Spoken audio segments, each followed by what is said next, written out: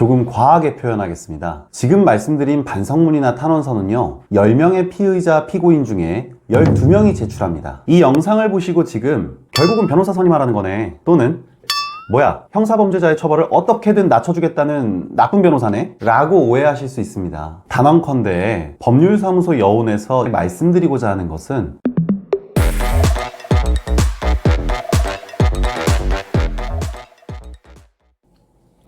안녕하세요. 당신의 법률여행 가이드 법률사무소 여운의 김환석 변호사입니다. 우리가 살다 보면 전혀 예상치 못한 상황에서 사건, 사고에 휘말리게 되는 경우가 많습니다. 평소에 안전운전을 그렇게 고집하시던 분이 술 한잔 걸치고 판단이 흐려져서 운전대를 잡으시고, 학교, 직장 또는 불상의 장소에서 의도치 않게 성범죄에 연루된다거나 범죄에 대한 명확한 인식 없이 생활고를 해결해보고자 고액알바, 대환대출 등에 연루돼서 재산범죄에 입건되시는 등 많은 분들이 문의를 주시곤 합니다. 여러분들은 각자의 억울한 사정들이 존재하고 이를 제대로 변호해줄 전문가를 찾으시지만, 나 술 먹고 운전대 잡은 거 맞는데? 내가 무심코 터치를 해버린 거 맞는데? 또는 CCTV에 명확하게 있던데? 내가 광고 보고 먼저 전화한 것이 맞는데? 라는 생각에, 자, 첫째, 뭐하러 변호사 선임해? 나 어차피 전부 자백할 건데. 둘째, 변호사를 선임하면 내 담당 경찰관, 내 담당 재판부에 오히려 더 안 좋은 인상을 심어주는 거 아닐까? 셋째,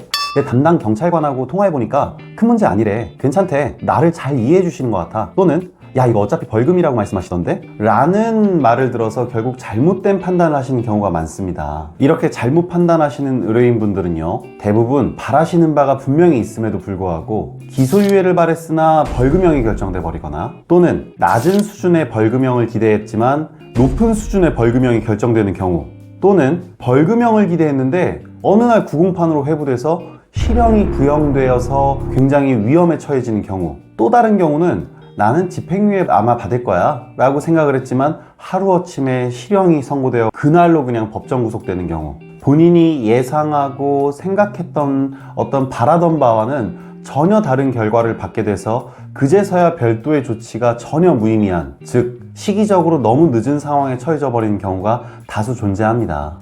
정말 너무나 안타까운 상황이 아닐 수 없습니다. 모든 일에는 골든타임이 있거든요.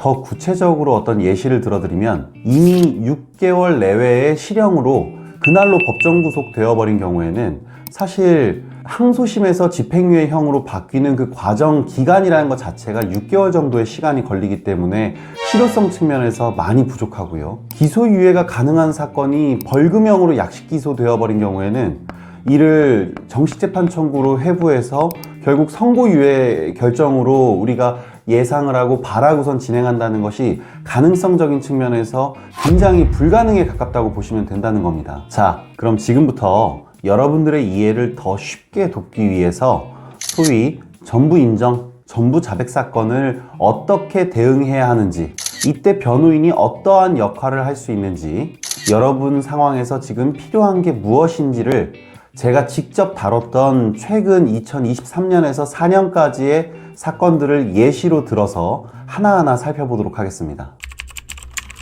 첫 번째 사건은 실형을 살고 나온 지 10개월 만에 음주 측정 거부 혐의로 입건된 의뢰인이었습니다. 해당 의뢰인은 동종 전과가 있는 데다가 실형의 집행이 끝난 지 채 1년이 되지 않은 시점이기 때문에 집행유예 결격기간이어서 실형의 선고가 불가피해 보였습니다. 검사는 징역 3년을 구형했습니다. 그러나 이 의뢰인은 결국 벌금 1,000만 원이 선고되는 결과를 받아들이게 되었습니다. 두 번째 사건은 음주운전 3회차로 1심에서 집행유예형을 선고받은 의뢰인의 항소심 사건이었습니다. 검사는 마찬가지로 피고인의 항소를 기각해달라는 답변을 하였습니다. 이 의뢰인마저 결국 벌금 1,000만 원으로 항소 인용되는 결과를 받았습니다. 세 번째 사건은요, 청소년 보호법 위반으로 약식 기소된 의뢰인이었는데요, 이 의뢰인은 정식재판 청구에서 변호인의 조력을 받고 결국 선고유예 판결을 선고받은 의뢰인이었습니다. 네 번째 사건은요, 미성년자 의제 강간으로 징역 5년을 구형받은 의뢰인이었는데요, 이 의뢰인 또한 결국 집행유예 판결을 선고받게 이르렀습니다. 마지막 소개해드릴 다섯 번째 사건은요, A에 대한 스토킹 처벌법 위반, B에 대한 폭행 혐의로 벌금 500만 원 약식 기소된 의뢰인이었는데요, 이 의뢰인은 결국 공소기각 판결 및 선고유예 판결을 선고받았습니다. 제가 지금 소개해드린 사건의 의뢰인들은 해당 사건의 공소사실에 관하여 모두 자백한 의뢰인들입니다. 자, 여러분, 오늘 주제의 핵심에 앞서서 이 말씀부터 드리겠습니다. 다소 비꼬는 걸 수도 있겠는데요. 자백 사건에서 여러분 대다수는 인터넷에 검색하고 여러 차례 변호사들에게 상담을 받거나 또는 주변에서 조언을 얻어서 반성문을 제출하고 탄원서를 모아서 제출하면서 또는 어려웠던 가정 환경이나 경제력을 주장하고 이렇게 대응들을 하곤 합니다. 조금 과하게 표현하겠습니다. 지금 말씀드린 반성문이나 탄원서는요, 10명의 피의자 피고인 중에 12명이 제출합니다. 지금 말씀드린 어려운 현실을 주장하는 행위에 대해서는 속된 말로 형사처벌은 불쌍한 배틀의 장이 아닙니다 라는 말씀을 드리고 싶습니다. 즉 여러분들의 처벌에 영향을 미치는 정상에 참작할 사유 그리고 양형에 참작할 사유는 결국 법률상 주장이라는 점을 명심하셔야 합니다. 자, 오늘 주제의 핵심입니다. 잘 들어보세요. 형사범죄에 관해서 양형위원회에서는 양형기준을 정하게 되어 있고요. 양형기준은 원칙적으로 구속력은 없다고는 하지만 법관이 형을 정하면서 그 양형기준을 이탈하려면 이유까지 명시해야 하는 등 사실상 법관은 합리적 사유 없이 양형기준을 위반할 수 없도록 정해져 있습니다. 그런데 해당 양형기준에는 굉장히 추상적으로 각 사유가 나열되어 있습니다. 이를 풀이해서 주장하고 소명하는 것은 사실 일반인인 여러분들이 이해하고 이행하기에는 불가능하다는 것입니다. 정상에 참작할 사유, 양형에 참작할 사유는 결국 구형을 하고 형을 선고하는 검사나 법관으로 하여금 그 처벌의 이유를 작성할 수 있게 해주는 핵심적인 역할을 합니다. 어떠한 합리적 이유나 근거가 없는데도 불구하고 피의자나 피고인의 처벌을 경감해 줄 수는 없다는 겁니다. 자, 변호인의 역할이요? 검사나 법관으로 하여금 판결의 이유를 쓸 수 있게 만들어주는 역할을 하는 겁니다. 자, 여러분 어느 정도 정리가 좀 되셨나요? 이 영상을 보시고 지금 첫 번째, 결국은 변호사 선임하라는 거네. 또는 둘째, 뭐야, 형사범죄자의 처벌을 어떻게든 낮춰주겠다는 나쁜 변호사네? 라고 오해하실 수 있습니다. 단언컨대 법률사무소 여온에서 이 영상을 통해 말씀드리고자 하는 것은 첫째, 인터넷에 떠도는 정보나 주변의 조언만으로 더 좋은 결과를 받을 수 있는 사건을 망치지 마라.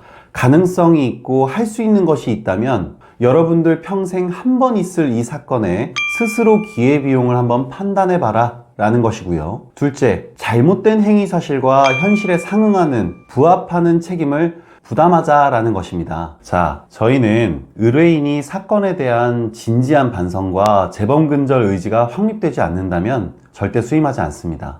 덧붙여 더 솔직히 말씀드리자면 제가 경험해 본 바에 따르면 사실 의뢰인의 진심이 함께하지 않는 사건의 경우에는요, 그 결과가 항상 최악으로 귀결된다는 점을 여러분들도 좀 명심해 주십시오.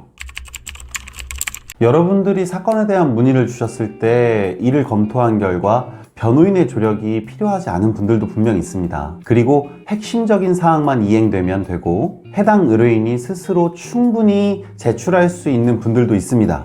이러한 분들에게는 저희는 과감하게 답변을 드리고 스스로 하실 수 있도록 돌려보냅니다. 저희는 여러분들과의 인연을 단 한순간의 악연이 아니라 평생의 법률 여행 가이드가 되고 싶은 것이고, 여러분 인생에서 내가 잘 아는 변호사가 있어 내가 잘 아는 변호사로 남고 싶기 때문입니다. 문의 주시는 여러분들에게 진심으로 도움이 되는 신뢰관계를 형성하도록 오직 당신만을 위한 법률사무소 여온의 김한섭 변호사가 끝까지 함께 하도록 하겠습니다. 시청해주셔서 감사합니다.